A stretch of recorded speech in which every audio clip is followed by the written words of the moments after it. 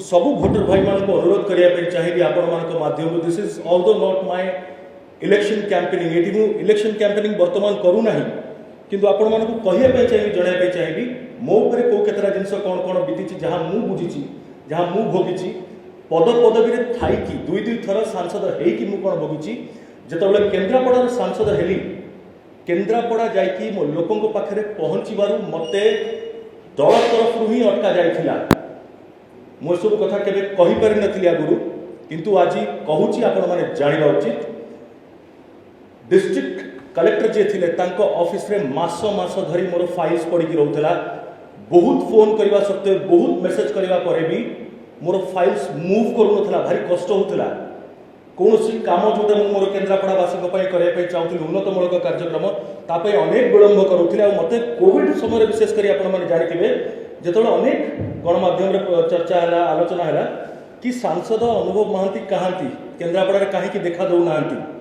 कि आपण मान सत कहवाई चाहूँगी ताऊँ मत दल तरफ फोन आसाला मत कहुला कि आपण आज्ञा टिके अबिका न जाटा भल हम केन्द्रापड़ा कारण आपण गले से बहुत भिड़ हे लोक देखा भारी भल पाती आपन को लोक बहुत आसवे तो आप भिड़ जदि है आपण विरुद्ध दल विरुद्ध न्यूज बनब एटा दल विरुद्ध कथा हो तो आप बंद करूँ जावाई मोर से बंद करा जो निर्वाचन जीति तापर मु सरप्राइज विजिट विभिन्न हॉस्पिटल हो सरकारी ऑफिस हो सरकारी कौन सी जगह हो से पहुंची देखापी कि हॉस्पिटल रे प्रत्येक जिनस पेशेंट्स मान अवेलेबल अच्छी ना नाई आउ से भी मत फोन करके कहगला कि आप जो करुँच कम बढ़िया करुँच किंतु टिके रोक लगे दिंतु मत भारी बाधी था मुझे भाविली बोधे प्रशंसा साउंटिबी कि मत कहला कि आप सब कर सरकार उपरको आंगुठी उठुची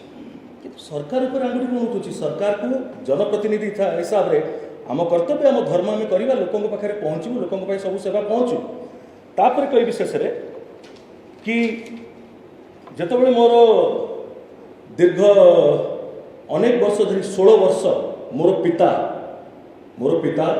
श्री अभय कुमार महांती गत 15 फेब्रुआरी से आमको छाड़ी चलीगले सत किंतु जो 16 वर्ष जीवा पूर्व से जो 16 वर्ष से जो दुख और कष्ट यही सरकार जो भोगी कहले सर ना मु कहले समस्ते अनेक जन कहीपारती कि मु तो सरकार थी क्षमतार थी तथापि कहीं किसी करें ताहा एथपाई कारण मु मोर क्षमतार केबे अपव्यवहार करनी कि व्यवहार भी भूल बाटर करना केबे चेष्टा भी करना किंतु यही दल मो पिता विरुद्ध रे जो अभियोग आनी 2021 सेटा तथ्यहीन मूल्यहीन कौन सी प्रकार फर्जरी मो पिता कर नथिले कौन सी प्रकार फॉल्स एविडेंस मो बापा दे नथिले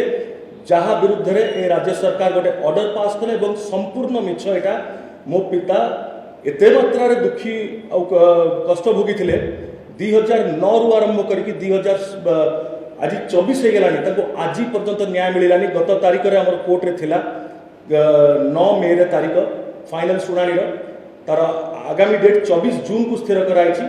मोर आशा और विश्वास मोर न्यायालय पर बहुत भरोसा अच्छी विश्वास अच्छी